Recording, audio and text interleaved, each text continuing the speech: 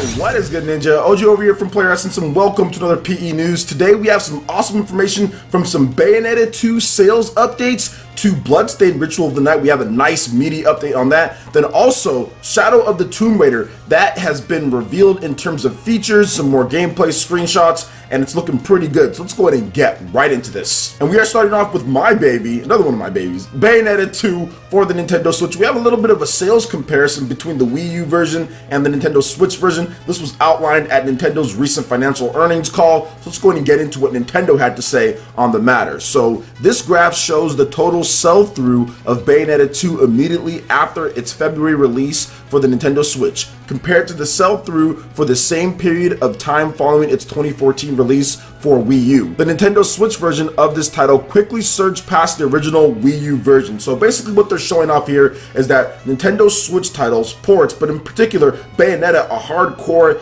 action game, is actually selling way faster than what the original release did. And that's significant because that shows that these Nintendo Switch, or more like Wii U to Nintendo Switch ports, are a good idea. Now there's been a lot of controversy. I think some of it kind of like fake outrage, but there has been some controversy in terms of the price of the games. But it's simple. If you already have the game, you can still play the game on the Wii U. There's not really any issue there. If you already have it and you don't feel that it's worth any more than what it is, then the Wii U version is still there for you to play.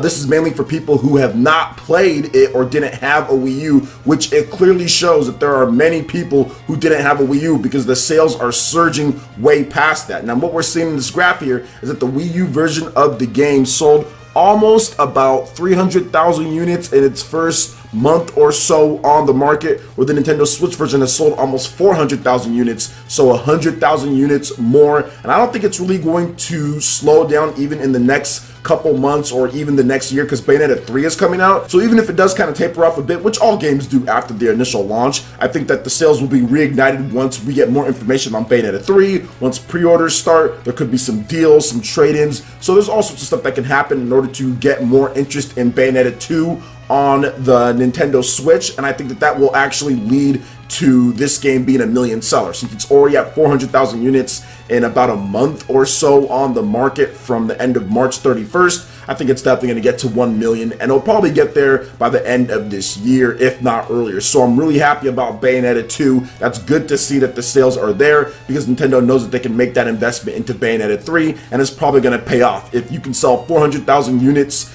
in about a month or so on the Nintendo Switch from a Wii U port with Bayonetta 1 and 2, then you're probably going to sell that much, if not even more, on day one. With a bigger install base on the Nintendo Switch, we're probably looking around 25 million plus by the time Bayonetta comes out. Probably more than that, because everyone's kind of pitting Bayonetta as a 2019 title. We don't know yet, but let's just say even if it came out in 2018, at the end of 2018, you're going to have 25 million plus systems on the market. If it came out next year, then you're even going to have more systems on the market, probably 30 plus million on the market. So no matter what, it's going to be a bigger install base. There's going to be more fans out there, and you're going to have Bayonetta 1 and 2 already out there on the Nintendo Switch that players can play to get themselves acquainted with what Bayonetta is all about. So I'm really happy about this, and I think that it was a very smart decision to get these games out on the Nintendo Switch early. And even if you've already played them, for the people who haven't played it, it brings constant momentum in games, and high quality games, be it that, to the Nintendo Switch. And on top of that, it's not just a vanilla port, right? I mean, it's straightforward for the most part in terms of graphical and visual style, but the frame rate is much improved. It's pretty much locked at a 60 frames per second with a few dips here and there, but it plays a lot smoother than what the Wii U version did. Now, in my opinion, you're not going to notice it too much when it comes to things, so that's always good to see that they did smooth up the frame rate, even though the game was very good and very playable on the Nintendo Wii U. For those who are stiflers about that type of stuff, definitely it was good to get that to 60 frames per second for pretty much both versions of the game, Bayonetta 1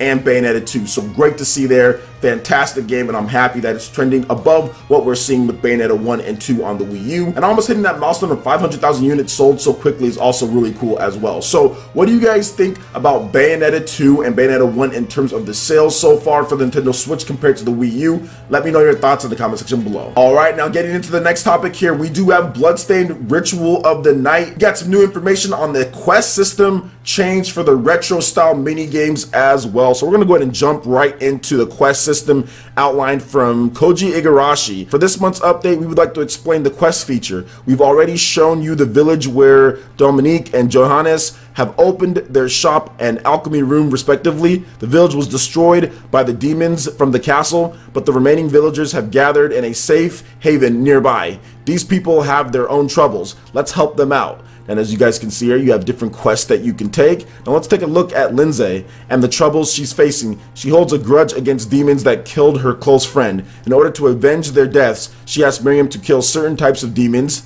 She might even ask her to kill a rare demon. She has a habit of saying, "Kill that murderer dead." There are other villagers like her that need our help. Let's help these villagers and obtain rewards. Then you also have the minigame systems. I'd also like to update you on the retro minigame. There have been some changes from the time we started the Kickstarter campaign. Originally, the minigame was supposed to be a story that took place 10 years prior to the main game, but we've decided to have it take place in a different part of the lore. The story of the minigame on the world of Bloodstained, but it should be enjoyed separately as a spin-off rather than a prequel story. We will have more details very soon, so please look forward to it. But this is very exciting. You guys know I've been covering Bloodstained Ritual of the Night literally since day one. Since the game was first revealed for Kickstarter and everything, I was covering it on the old playeressence.com website. I've been covering the game on YouTube for a very long time as well. This is the only game that I've ever backed full price on Kickstarter, 60 bucks. I plopped down for this game, and when they switched it over to Nintendo Switch, I was like, yeah, I'm definitely switching my Xbox One version over to the Switch. So I'm very excited about this. I like the fact that they're adding in a quest system, putting some more RPG elements into there to where you can kind of go, get quests, you can get rewards from those, explore some of the other parts or other areas. I love that type of stuff when they put that into games, especially a 2D old school action game like this one right here, trying to be like Symphony of the Night. But I love the actual quest system in here. Now the mini game, I know that they talked about that mini game beforehand and they've made some changes. I don't really know much about it. We don't know what's going to go on with that, but either way, it's cool to see that they're making some, I guess, better changes to how it will fit into the lore, and maybe it's not so integral, because before they said that it was going to be some type of prequel, so it's like, okay, well, I really want to play that now that it's going to be a prequel, but now it's just going to be a whole separate thing, so it's not necessarily required before you get into what's going on with the main game. So I actually like that change. That's a pretty cool change. But the main update with this, it comes to the quest system, and I think what Miriam can do and how you can help villagers out. I mean, I love that type of stuff in games, and I think that they've added so much content and volume to this. That's what's causing the delays, right? I think at first they're like, okay, this is what we need, but then they vastly saw like, yo, it's actually going to take a lot longer than what we thought. Now, obviously, Kickstarter games are very different from other games from big budget developers, so I'm giving this one a little bit of a break because it has been a while. What, since 2014 or something like that? 2015, 2014? I know it's been a bit, but this is a bit different since it is a Kickstarter game. They're starting from ground zero. The resources are not there. It's pretty much an indie developed game, right? So Koji Igarashi, he's coming off from Konami, 20 years plus with them, so I can understand it. There's some growing pains. They've had to switch some developers in and out when it comes to Inti Creates, but at the same time, I think that they're finally making some good progress. We're getting some good updates, and it's coming together, and hopefully we can get this game delivered sometime Q3. I think that's what it is, Q3 2018. So we'll see how it all works out. Cannot wait to play it on my Nintendo Switch. So what do you guys think about these updates and changes when it comes to Bloodstained Ritual of the Night? Are you still excited for the game? Let me know your thoughts in the comment section below. All right, now moving on to the final topic here. We have Shadow of the Tomb Raider debut trailer, details, and screenshots for this game, and it's looking really good. So you have to race to save the world from a Maya apocalypse. So Square Enix has officially unveiled Shadow of the Tomb Raider, the latest entry in the Tomb Raider series, developed by a team of veteran Tomb Raider developers at Eidos Montreal in collaboration with Crystal Dynamics. And here's the fact sheet provided by Square Enix. Experience Lara Croft's defining moment as she becomes the Tomb Raider in Shadow of the Tomb Raider. Lara must master a deadly jungle, overcome terrifying tombs, and preserve it through her darkest hour as she races to save the world from a Maya apocalypse. Lara will ultimately be forged into the Tomb Raider she is destined to be. Here are the key features of the game. Survive and thrive in the deadliest place on Earth. Master an unforgiving jungle setting in order to survive. Explore underwater environments filled with crevices and deep tunnel systems. Become one with the jungle. Outgunned and outnumbered, Lara must use the jungle to advantage. Strike suddenly and disappear like a jaguar. Bruh, like a jaguar. Use mud as a camouflage and instill fear in her enemies to sow chaos chaos. Yo, is this Snake Eater? What's going on here?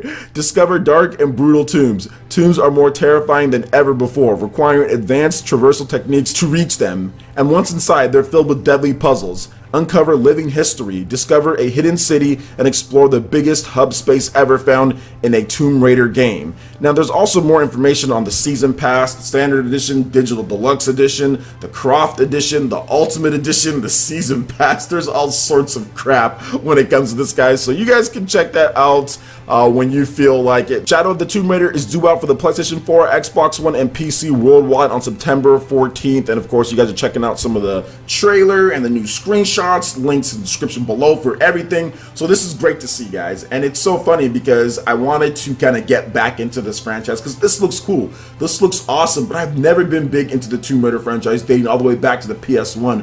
I thought the games played blocky and they weren't very good, and then when it came out on the PS2, those games weren't really good either in my opinion, but then the PS3 and the Xbox 360 came out and that caught my interest. Now, I've played the original Tomb Raider on my PC, and I thought it was okay, but it still wasn't my style, but I'm willing to give it a little bit more of a chance. So I have that on my PC already. That's the 2013 release reboot on the PC. And then I also have Rise of the Tomb Raider. Shout out to Shinobu for getting me that, which I did forget that he did get me that. So I have that. So maybe I'll play some of those games and get into it before this game launches. So maybe we'll have like a Lara Croft a month where I go through the games and I can play and find out what this is more about. Now, I should have liked these games because they have great progression systems, they have XP, they have all this stuff that I'm always clamoring for in action games and stuff, but for some reason I just haven't got into it, even though I've played the original one. So I'm gonna go ahead and give it another shot, and I'm hoping that with my new PC, because I played it on my laptop before, and my laptop didn't run the game as well as I would have hoped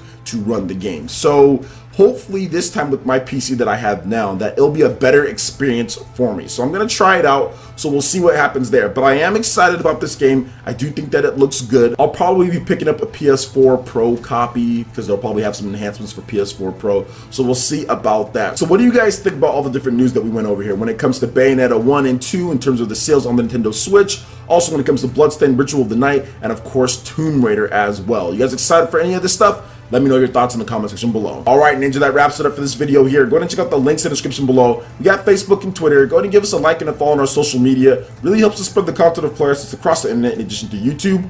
Also, make sure you check out our Patreon, Twitch, and YouTube live gaming pages and consider supporting Player Essence. When you do so, it gets you access to all sorts of cool benefits, perks, rewards, and emotes via YouTube sponsorship. So check out the link in the description below and consider supporting Player Essence right here on YouTube. Hit that like button if you did like this video. Lets me know you guys want more content like this going forward in the future. And subscribe to Player Essence for the latest RPG, Japanese, and Nintendo gaming news. Thank you so much for watching. I will catch you for the next video. Peace.